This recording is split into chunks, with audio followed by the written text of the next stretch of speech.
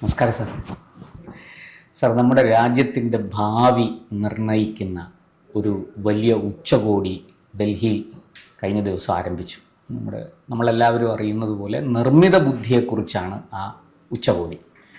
നിരവധി രാഷ്ട്രങ്ങളിലെ രാഷ്ട്രത്തലവന്മാരുൾപ്പെടെയുള്ളവർ സാങ്കേതിക വൈദഗ്ധ്യം നേടിയ വലിയ അതായത് മൾട്ടി നാഷണൽ ബ്രാൻഡുകൾ, അതിൻ്റെ സിഇഒമാർ, അതിലെ വിദഗ്ധർ ഒക്കെ പങ്കെടുക്കുന്ന ഒരു ഉച്ചകോടിയാണത്.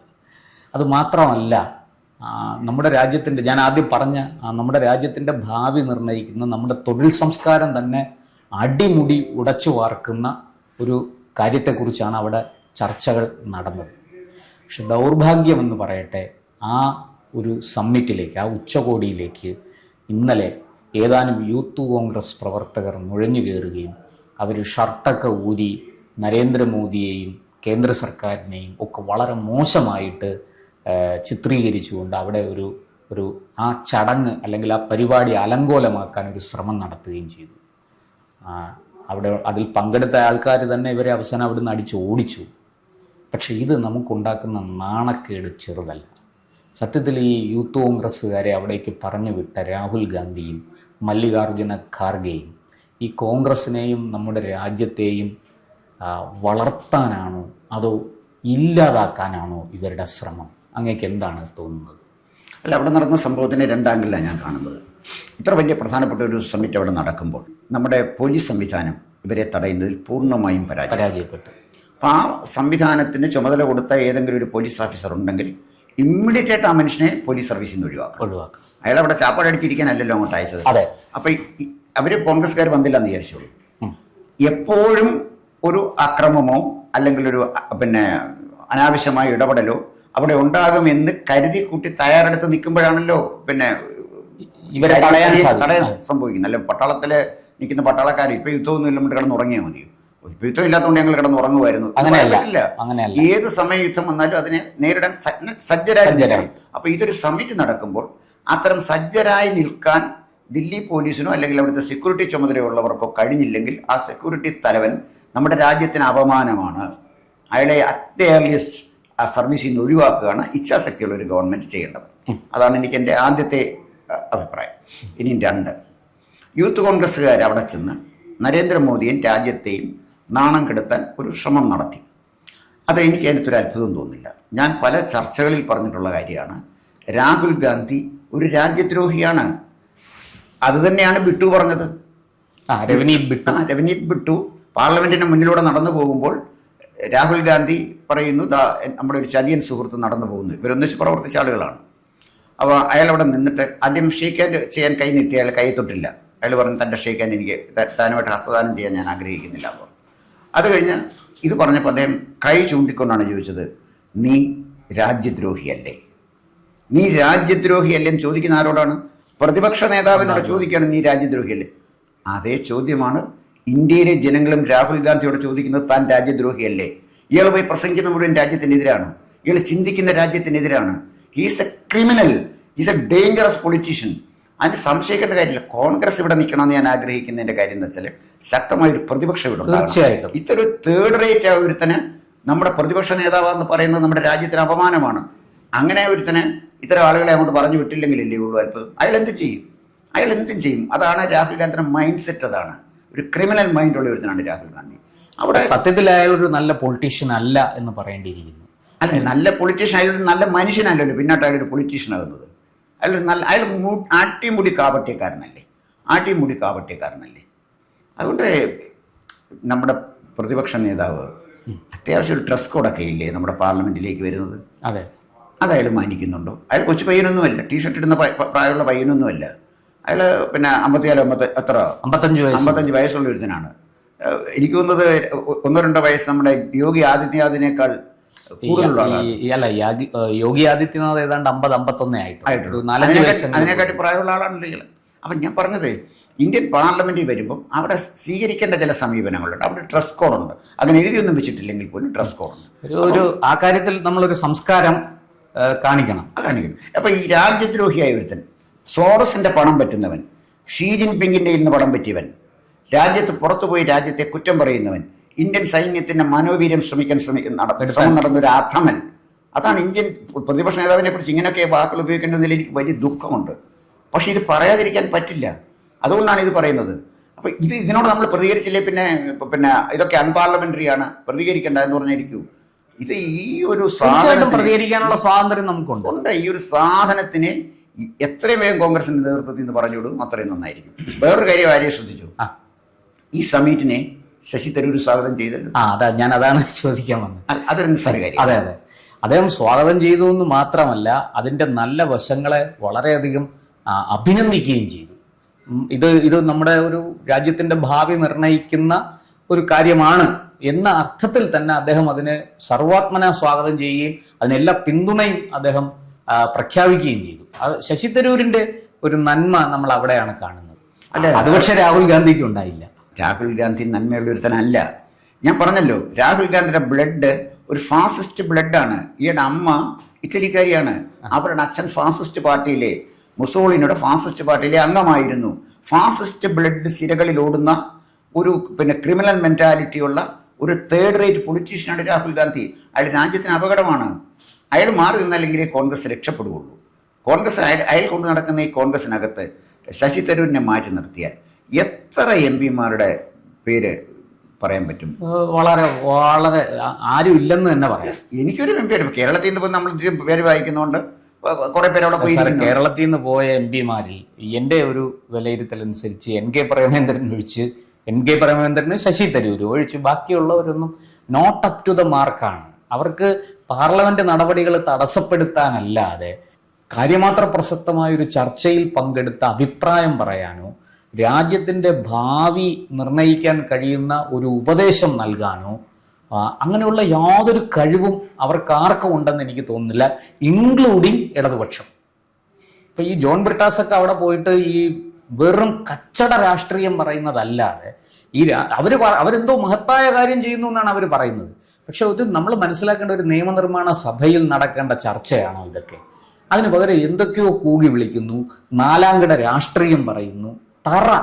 തറ വർത്തമാനമാണ് പാർലമെന്റ് പോലൊരു ജനാധിപത്യത്തിന്റെ ശ്രീകോവിലിൽ സംസാരിക്കുന്നത്. അതേസമയം എൻ കെ പ്രേമചന്ദ്രന്റെ പ്രസംഗം, ഡോക്ടർ ശശി തരൂരിന്റെ പ്രസംഗം, ഒരു വിഷയത്തെ എതിർക്കുമ്പോൾ പോലും അവരുപയോഗിക്കുന്ന ഭാഷ, അവരുപയോഗിക്കുന്ന വാക്കുകൾ കണ്ടു പഠിക്കണം. രാഷ്ട്രീയ വിദ്യാർത്ഥികൾ കണ്ടു പഠിക്കേണ്ട രണ്ട് ജനപ്രതിനിധികളാണ് ഡോക്ടർ ശശി തരൂരും എൻ കെ പ്രേമചന്ദ്രനും എന്നാണ് എനിക്ക് തോന്നിയിട്ടുള്ളത്. അങ്ങയുടെ അഭിപ്രായം? അല്ല, തീർച്ചയായിട്ടും ശരിക്കും നമ്മുടെ വിഷയത്തിൽ നിന്ന് കുറച്ച് മാറി. അതെ. നമ്മുടെ അവിടുത്തെ ഈ സമ്മിറ്റിന്റെ പ്രത്യേകത തീർച്ചയായിട്ടും എനിക്ക് എന്നോട് യോജിപ്പാണ്. കേരളത്തിൽ നിന്ന് പോകുന്ന രണ്ട് എം പിമാരെ ഞാൻ ബഹുമാനിക്കുന്നുള്ളൂ. മറ്റെയൊക്കെ ചുമ്മാ ആനുകൂല്യങ്ങൾ കിട്ടാനും സെക്രട്ടറി രാഷ്ട്രീയം കളിക്കാനും പോകുന്നു. ബ്രിട്ടാസിനെ ഒന്നും ഞാൻ പറയുന്നില്ല, കാരണം ബ്രിട്ടാസിനെ ഒന്നും ഒരു നേതാവായിട്ടോ എം പി ആയിട്ടോ ഞാൻ പരിഗണിക്കും. ജനങ്ങളുടെ സമ്മതം നേടി വന്ന ആളുമല്ല. ബ്രിട്ടാസ് ഒന്നും അല്ല, ബ്രിട്ടാസിനെ ഒന്നും പറയേണ്ട കാര്യമില്ല. ബ്രിട്ടാസിനെ ദേശാഭിമാനിയും കൈരളിയൊക്കെ ഊതി ഉറപ്പിച്ച ഒരു ബലൂൺ, അതിനപ്പുറത്ത് എന്താ ബ്രിട്ടാസ്? ഒന്നുമില്ല. ബ്രിട്ടാസിന്റെ പ്രസംഗം ഞാൻ കേട്ടിട്ടുണ്ട്. ഒരു ശരാശരി 15-20 മാർക്കുള്ളിൽ കൊടുക്കാൻ പോകുന്നൊരു പ്രസംഗവും അദ്ദേഹം നടത്തിയിട്ടില്ല. ഒന്നുമില്ല. ഇംഗ്ലീഷിൽ പ്രസംഗിക്കുന്നു എന്ന് പറയുന്ന പ്രസംഗം മഹത്താകുന്നില്ലല്ലോ, മലയാളത്തിൽ പ്രസംഗിക്കുന്നു എന്ന് പറയുന്ന പ്രസംഗം ചെറുതുമാകുന്നില്ല. അതിന്റെ കണ്ടല്ലേ? അതെ, ബ്രിട്ടാസിന്റെ പ്രസംഗത്തിൽ എന്ത് കണ്ടന്റാണുള്ളത്? ചുമ്മാ അതും ഇതൊക്കെ വരുന്ന വിളിച്ച് പറയുക, ചില ആംഗ്യങ്ങൾ കാണിക്കുക. ബ്രിട്ടാസ് പാർലമെന്റ് ചർച്ചയിൽ പങ്കെടുക്കല്ല, ബ്രിട്ടാസ് പാർലമെന്റിൽ അഭിനയിച്ചുകൊണ്ടിരിക്കുകയാണ്. അത് കുറെ കഴിയുമ്പോൾ അദ്ദേഹം അഭിനയം നിർത്തിയൊക്കെ പോയിക്കോളൂ. അതൊന്നും ഒരു ഗൗരവമുള്ള കാര്യമല്ല. ഇടതുപക്ഷത്തിൽ നിന്ന് ഒരാൾ പോലും ഇല്ല, ഒറ്റ ഒരാൾ പോലും ഇല്ല. CPI നിന്നുമില്ല, CPM ഏറ്റവും നല്ല നേതാക്കന്മാരെ സംഭാവന ചെയ്ത, രാജ്യത്തെ സംഭാവന ചെയ്ത CPI ഏറ്റവും നല്ല നേതാക്കന്മാരെ സംഭാവന ചെയ്ത പാർട്ടി. ബിനോയ് വിശ്വത്തിന്റെ CPIക്ക് അദ്ദേഹം അടക്കം എല്ലാവരും താഴെ ലെവലിൽ നിൽക്കുന്ന ആളുകളാണ്. അതായത് CPIയുടെ സംസ്ഥാന സെക്രട്ടറി അടക്കം എല്ലാവരുടെയും ലെവൽ അതാണ്. അതുകൊണ്ട് ഞാൻ അതിനെക്കുറിച്ച് പറയുന്നില്ല. പക്ഷെ ഇവിടെ ഈ സമ്മിറ്റിന്റെ പ്രത്യേകത എന്താണെന്ന് ചോദിച്ചാൽ, അടുത്ത 100 വർഷത്തേക്ക് ലോകം എങ്ങോട്ട് പോകുന്നു തീരുമാനിക്കുന്നത് ആർട്ടിഫിഷ്യൽ ഇന്റലിജൻസ്. അടുത്ത 100 years. അതാണ് അതിന്റെ പ്രത്യേകത. ഇതിനെ ആകാശമാണ് അതില്, ഇവിടേക്ക് എങ്ങനെ വികസിക്കും എന്നൊക്കെ പറയാൻ പറ്റില്ല. ഇനി യുദ്ധമില്ല, മനുഷ്യൻ നടത്തുന്ന യുദ്ധമില്ല, ടെക്നോളജിയാണ് യുദ്ധം നയിക്കുന്നത്. ആ ഒരു കാലഘട്ടത്തിൽ ഈ സമ്മിറ്റിന് എന്ത് വലിയ പ്രാധാന്യമുണ്ട്. ലോകത്തിലെ ഏറ്റവും വലിയ വിദഗ്ധന്മാരെ അവിടെ വിളിച്ചു വരുത്തി, അല്ലേ? അതെ. സുന്ദർ പിച്ചൈ അടക്കമുള്ള ആളുകൾ വന്നില്ല. ലോകത്തിലെ ഈ കമ്പ്യൂട്ടറിന്റെ രംഗത്തെ, ഇൻഫർമേഷൻ കമ്മ്യൂണിക്കേഷൻ ടെക്നോളജിയുടെ രംഗത്ത് ഒക്കെയുള്ള വിദഗ്ധന്മാർ വിളിച്ചു വരുത്തി. രാഷ്ട്ര തലവന്മാരവിടെ വന്നു. അവർ വളരെ പ്രതീക്ഷയോടെ നോക്കുന്ന ഒരു ചടങ്ങിനെ അലങ്കോലപ്പെടുത്താൻ പോയ ഈ ക്രിമിനലുകളെ വേറെ ഏതെങ്കിലും രാജ്യത്താണ് ഇവനെയൊക്കെ വെടിവെച്ച് മരണം വരെ ജയിലിൽ പിടിച്ചിടുകയോ ചെയ്യുമായിരുന്നു. അപ്പൊ ഇത് ഇനി ഇതിനെക്കുറിച്ച് ന്യായീകരിച്ചോണ്ടിറങ്ങും. അതെ അതെ അല്ല അതൊക്കെ തുടങ്ങി. ഞാൻ പറഞ്ഞു ന്യായീകരിച്ചോണ്ടിറങ്ങും. സാർ, ഒരു ചോദ്യം കൂടി ഇതിനകത്ത്. ഈ രാഹുലും കോൺഗ്രസും ഇങ്ങനെ പെരുമാറുന്നതിൻ്റെ ഒരു കാരണം, ഈ കോൺഗ്രസിനകത്ത് വലിയ രീതിയിൽ ഈ നക്സൽ ചിന്താഗതിയുള്ള ആൾക്കാർ നുഴഞ്ഞു കയറിയെന്ന് അതിശക്തമായ ആക്ഷേപവും ആരോപണമുണ്ട്. ഇത് BJP ഉന്നയിക്കുന്നതല്ല. പലപ്പോഴും കോൺഗ്രസിനുള്ളിൽ നിന്ന് തന്നെ ഈ രാഹുലിനെ ഉപദേശിക്കുന്ന, അല്ലെങ്കിൽ കോൺഗ്രസിൻ്റെ ഇപ്പോഴത്തെ ഈ അജണ്ട സെറ്റ് ചെയ്യുന്ന ഒരു ടീമിൽ പഴയ SFIക്കാർ, അതുപോലെ പഴയ അർബൻ നക്സൽസ്, ഇങ്ങനെയുള്ള നിരവധി പേർ, ഞാനിപ്പോൾ പേരൊന്നും പറയുന്നില്ല, ഇങ്ങനെയുള്ള നിരവധി പേർ നുഴഞ്ഞു കയറിയതായി ഒരു ആക്ഷേപമുണ്ട്. അതും ഇതിനൊരു കാരണമാണോ? കാരണം പൊതുവെ സാറിന് അറിയാമല്ലോ, ഈ മാർക്സിസ്റ്റ് പാർട്ടി അല്ലെങ്കിൽ കമ്മ്യൂണിസ്റ്റ് സംഘടനകളാണ് ഇത്തരത്തിലുള്ള ഉച്ചകോടിക്കിടയിലൊക്കെ കയറി. കോൺഗ്രസിന് അങ്ങനെ ഒരു പാരമ്പര്യം ഇല്ലായിരുന്നു. കോൺഗ്രസ് അങ്ങനെ ഒരു പ്രതിപക്ഷമല്ല കോൺഗ്രസ്. അല്ലെങ്കിൽ ഭരണപക്ഷത്തിരുന്നാലും പ്രതിപക്ഷത്തിരുന്നാലും കോൺഗ്രസിനൊരു മിനിമം മാന്യത അവർ കീപ്പ് ചെയ്യുമായിരുന്നു. പക്ഷെ ഇത്തരത്തിലുള്ള തറവേലകൾ വരുന്നത് ഇതുകൊണ്ടുകൂടിയാണോ? അല്ലാതെ കോൺഗ്രസിൻ്റെ കാര്യം ചോദിച്ചപ്പോൾ എനിക്ക് ഓർമ്മ വരുന്നത്, കോൺഗ്രസിൻ്റെ നേതാവില്ലാതായി, ആശയമില്ലാതായി, ഒരു പ്രത്യയശാസ്ത്ര അടിത്തറയില്ലാതായി, പദ്ധതികളില്ലാതായി. അപ്പോൾ കോൺഗ്രസിനെ സംബന്ധിച്ചിടത്തോളം എല്ലാ തരത്തിലും അനാഥമായി എന്നുള്ളതാണ്. കോൺഗ്രസിനെ നയിക്കുന്ന ആരാണ്? ഇന്ത്യ കണ്ട ഏറ്റവും കറക്റ്റ് പൊളിറ്റീഷ്യനാണ് ഈ മല്ലികാർജ്ജുന ഖാർഗെ. ഒരുപാട് ആരോപണങ്ങൾ നേരിട്ടു. ആരോപണമേ ഉള്ളൂ ആ മനുഷ്യന്റെ നേരിൽ. ദളിതൻ എന്നുള്ള പ്രൊട്ടക്ഷൻ ഉപയോഗിച്ച് കോടിക്കണക്കിന് രൂപ സമ്പാദിച്ച ഒരാളാണ് ഈ ഖാർഗെ. ലക്ഷക്കണക്കിന് ഏക്കർ ഭൂമി അദ്ദേഹം തട്ടിയെടുത്തു എന്നൊക്കെയാണ് പറയുന്നത്. പാർലമെന്റിൽ തന്നെ നരേന്ദ്രമോദി ചോദിച്ചു, തന്റെ കയ്യിലിരിക്കുന്ന കുറെ എന്തെങ്കിലും മറ്റവർക്ക് കൂടെ കൊടുക്കുക, ദളിതർക്ക് കൂടെ കൊടുത്ത് സഹായിക്കാൻ പറയേണ്ടി വന്നല്ലോ, അതാണ് കുറെ കാലത്തേക്ക് അനങ്ങാകുന്നത്. ആ ഖാർഗെയുടെ വായിൽ നിന്നും നല്ലൊരു വാചകം നമ്മൾ കേട്ടിട്ടുണ്ട്. ഒരു നിലവാരമുള്ള ഒരു പ്രസംഗം നടത്താൻ ആ മനുഷ്യന് കഴിയുന്നുണ്ടോ? പിന്നെ രാഹുൽ ഗാന്ധി എന്ന് പറയുന്നത് ഞാൻ പറഞ്ഞല്ലോ, അദ്ദേഹത്തിൻ്റെ ഞാനൊന്നും പ്രതീക്ഷിക്കുന്നില്ല. പക്ഷേ ഈ കോൺഗ്രസിൻ്റെ എന്നോട് ചോദിച്ച ചോദ്യം എന്ന് പറഞ്ഞാൽ അർബൻ നക്സലുകളുടെ കാര്യമാണ്. അതല്ലേ ചോദിച്ചത്? അപ്പോൾ അർബൻ നക്സലുകളെ അത് ആരെയും മനസ്സിലാക്കേണ്ട ഒരു കാര്യം, അർബൻ നക്സൽ കോൺഗ്രസിൽ മാത്രമല്ല, അർബൻ നക്സൽ എല്ലാ പാർട്ടിയിലും കടന്നുകൂടിയിട്ടുണ്ട്, ഇൻക്ലൂഡിങ് BJP. അതിനപ്പുറം ഞാൻ അങ്ങോട്ട് പോകുന്നില്ല. ഇൻക്ലൂഡിങ് BJPയിലും വന്നു. പക്ഷേ അവരെ BJPയിൽ അവർക്ക് സാന്നിധ്യം ഉറപ്പിക്കാൻ കഴിയാത്ത പോയത് ശക്തമായ ദേശീയതയുടെ അടിത്തറയിൽ BJP നിൽക്കുന്നതുകൊണ്ട് അവർ ഒരു സ്ലീപ്പിംഗ് മെമ്പറായിട്ടൊക്കെ നിൽക്കുന്ന ചില ആളുകളെങ്കിലും അതിനകത്തുള്ളതായിട്ടാണ് ഞാൻ മനസ്സിലാക്കുന്നത്. മറ്റൊന്ന്, വലിയൊരു ആരോപണമുള്ളത് ഇന്ത്യൻ ജുഡീഷ്യറിയിൽ അർബൻ നക്സലുകൾ കടന്നു കയറിയിട്ടുണ്ട് എന്നൊരു ആരോപണം ഞാൻ കേട്ടിട്ടുണ്ട്. സത്യമാണെന്ന് എനിക്ക് അറിഞ്ഞുകൂടാ, ഞെട്ടിക്കുന്ന ഒരു ആരോപണമാണ്. തീർച്ചയായും. അപ്പം ഏതാണ്ട് ഇന്ത്യൻ സൈന്യം ഒഴിച്ച് മറ്റ് പല മേഖലകളിലും അർബൻ നക്സലുകൾ കടന്നു വന്നിട്ടുണ്ട്. നമ്മൾ ഇവിടെ വന്ന കഴിഞ്ഞ PSLV ആണ് ഏറ്റവും സേഫായിട്ട് ഉപയോഗിക്കുന്ന റോക്കറ്റ് PSLV. അത് പരാജയപ്പെടാൻ കാരണം ആരാണ്? തിരുവനന്തപുരത്താണ് പരാജയത്തിൻ്റെ കാരണക്കാരിയിരിക്കുന്നത്. അപ്പം ഞാൻ അത് അതിനെക്കുറിച്ച് ചർച്ചകൾ വരേണ്ടത് ഒരു വിവാദ വിഷയമാണ്, നമുക്ക് പ്രത്യേകം ചർച്ച ചെയ്യേണ്ട ഒരു കാര്യം കൂടിയാണ്. അപ്പം ഞാൻ പറഞ്ഞു വന്നത്, ഇതൊക്കെ അർബൻ നക്സലുകൾ നമ്മുടെ ISROയിൽ അല്ലെങ്കിൽ VSSCയിൽ പിന്നെ അതുപോലെ തന്നെ പല ഗവേഷണ സമസ്ത മേഖലകളിലും ഈ അർബൻ നക്സലുകൾ കടന്നിട്ടുണ്ട്. അവരെ എലിമിനേറ്റ് ചെയ്യുക, അതായത് കാട്ടിലുള്ള അർബൻ നക്സലുകളെ പട്ടാളം ഒതുക്കി കഴിഞ്ഞു. ഈ മാർച്ച് 2026 മാർച്ചോടുകൂടി അതിൻ്റെ കഥ കഴിയും. മാർച്ച് 31 കഴിഞ്ഞു, ആ ഫയൽ ക്ലോസ് ചെയ്യും. അർബൻ നക്സലുകൾക്ക് വേണ്ടിയും മാവോവാദിക്കും വേണ്ടി നിൽക്കുന്ന ഒറ്റ പാർട്ടിയുണ്ട് ഇന്ത്യയിൽ, CPI. അതിനും നയിക്കുന്ന നേതാവാരാണ്? ബിനോയ് വിശ്വം. ആ പാർട്ടിയുടെ പോക്ക് എങ്ങനെയാണ്? അന്ത്യത്തിലേക്ക് പടവലങ്ങിയ പോലെ താഴോട്ട് പോവുക. ഞാൻ പറഞ്ഞു വന്നത്, അർബൻ നക്സൽ ഒന്നും ഇവിടെ നിൽക്കില്ല. പക്ഷേ അർബൻ നക്സലുകൾക്ക് ഇത്തരം ചില അപകടങ്ങൾ നുഴഞ്ഞു കയറി അവരെ അർബൻ നക്സലുകളെ നമ്മൾ ശ്രദ്ധിക്കേണ്ട ഒരു മേഖല, ഒന്ന് നമ്മുടെ ജുഡീഷ്യറിയിൽ കടന്നു കയറിയിട്ടുണ്ടോ എന്ന് പരിശോധിക്കണം. അത് പരിശോധിക്കണമെങ്കിൽ, ജുഡീഷ്യറി പരിശോധിക്കണമെങ്കിൽ കോടതി വിധികളാണ് പരിശോധിക്കേണ്ടത്. പല കോടതി വിധികളും ഞാൻ വായിച്ചിട്ടുണ്ട്, മനസ്സിലാക്കിയിട്ടുണ്ട്. സബ്സ്റ്റാൻഡേർഡായുള്ള കോടതി വിധികൾ വന്നിട്ടുണ്ട്. നിലവാരമില്ലാത്ത, രാജ്യത്തിന് ദ്രോഹം ചെയ്യുന്ന കോടതി വിധികൾ, വളരെ ദുരൂഹമായ കോടതി വിധികൾ വന്നിട്ടുണ്ട്. അത് നമ്മുടെ വിഷയമല്ലാത്തതുകൊണ്ട് ഞാൻ പറഞ്ഞ അർബൻ നക്സലുകളുടെ സാന്നിധ്യം ഉണ്ടോ എന്ന് ഞാൻ സംശയിക്കാൻ കാരണം കോടതി വിധി വെച്ചിട്ടാണ്. ഒരു ജഡ്ജിയല്ല ഞാൻ പറയുന്നത്, കോടതി വിധി. അതാണ് വിധിയിലൂടെ ജഡ്ജിയെ വിലയിരുത്താൻ പറ്റും. അവിടെ കയറിയിട്ടുണ്ടോ എന്നുള്ളൊരു ആരോപണത്തെക്കുറിച്ച് നമ്മൾ വസ്തുനിഷ്ഠ ഗവൺമെൻറ് അന്വേഷിക്കട്ടെ.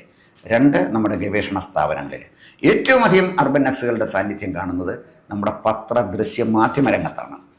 ചോദിക്കോളൂ, ഒരുപാട് അർബൻ നക്സലുകൾ നിഷ്പക്ഷരുടെ കുപ്പായമിട്ട്, മതേതര കുപ്പായമിട്ട് നമ്മുടെ മീഡിയയിൽ വിലസുന്നുണ്ട്. ഇത്തരം ആളുകളെ തുറന്ന് കാണിക്കാൻ ഇന്ന് ഇന്ത്യയിൽ കഴിയുന്നത് സോഷ്യൽ മീഡിയ സജീവമായതുകൊണ്ടാണ്. എന്താണ് ഏതെങ്കിലും ഒരുത്തൻ എന്തെങ്കിലും വിട്ടിത്തം എഴുതിയാൽ നമുക്ക് കാഴ്ചക്കാർ എത്രയാകട്ടെ ആരുമാകട്ടെ നമുക്ക് പറയാമല്ലോ ഇവൻ അപകടകാരിയാണ്. അതെ, അതിന് കഴിയുന്ന സോഷ്യൽ മീഡിയയിലുണ്ട്. സോഷ്യൽ മീഡിയയുടെ ഒരു സജീവ സാന്നിധ്യം ഉള്ളതുകൊണ്ട് അർബൻ നക്സലുകൾക്ക് അനുകൂലമായ ഒരു കാലാവസ്ഥ ഇന്ന് ഇന്ത്യയിലില്ല. അതുപോലെ തന്നെ ഈ നമ്മുടെ ദേശീയ സമിറ്റ് AI സമിറ്റ് തകർക്കാൻ ശ്രമിച്ച ഈ അധമന്മാരെയും അവർക്ക് നേതൃത്വം കൊടുക്കുന്ന ക്രിമിനലിനെയും രാജ്യദ്രോഹിയ ഒരു ക്രിമിനലിനെയും ഇന്ത്യ തിരിച്ചറിഞ്ഞില്ലെങ്കിൽ വലിയ വില നമ്മുടെ ജനാധിപത്യത്തിന് കൊടുക്കേണ്ടി വരും. തീർച്ചയായിട്ടും സാർ അങ്ങ് പറഞ്ഞതുപോലെ വലിയ രീതിയിൽ എന്തായാലും ഏതെങ്കിലും ഒരു വിധത്തിൽ കോൺഗ്രസ്സിന് മടങ്ങിയെത്താൻ ഈ നമ്മുടെ ജനാധിപത്യ സംവിധാനത്തിലേക്ക് മടങ്ങിയെത്താനുള്ള ഏതെങ്കിലും വഴികൾ തുറന്നു കിടപ്പുണ്ടെങ്കിൽ അതുകൂടി ഇല്ലാതാക്കുന്ന, അതിനെ കൊട്ടിയടയ്ക്കുന്ന ഒരു നടപടിയാണ് ഇപ്പോൾ യൂത്ത് കോൺഗ്രസിൻ്റെ ഭാഗത്തു നിന്നുണ്ടായിരിക്കുന്നത്. സത്യത്തിൽ കുറേ ഗുണ്ടകൾ, അങ്ങനെയാണ് പറയേണ്ടത്, കുറേ ഗുണ്ടകൾ, ക്രിമിനലുകൾ അങ്ങ് പറഞ്ഞതുപോലെ ഇത്രയും വലിയൊരു സംരംഭത്തെ അട്ടിമറിക്കാൻ നടത്തിയ ശ്രമമാണ്. ദൈവാധീനം കൊണ്ട് നമ്മുടെ രാജ്യത്തിൻ്റെ ഒരു ഭാഗ്യധേയം കൊണ്ടും അത് പരാജയപ്പെട്ടു പോയി. അവിടെ ഉണ്ടായിരുന്നവർ തന്നെ നല്ല ചുട്ട അടി കൊടുത്തവന്മാരെ പുറത്താക്കുന്ന ദൃശ്യങ്ങളാണ് നമ്മൾ കണ്ടത്. വരട്ടെ, നമുക്ക് കാത്തിരിക്കാം. എന്തെങ്കിലുമൊക്കെ നിയമ നടപടികൾ, ഇവർക്കെതിരെ ശക്തമായ നിയമ നടപടികൾ ഉണ്ടാകുമെന്ന് പ്രതീക്ഷിക്കാം. നന്ദി. കൂടുതൽ വാർത്തകളും വിശേഷങ്ങളും നേരിട്ട് ലഭിക്കാൻ ജനങ്ങളിൽ നിന്ന് ജനങ്ങളിലേക്ക് ജനഭൂമി ന്യൂസ് സബ്സ്ക്രൈബ് ചെയ്യൂ. ബെൽ ബട്ടൺ അമർത്താനും മറക്കരുത്.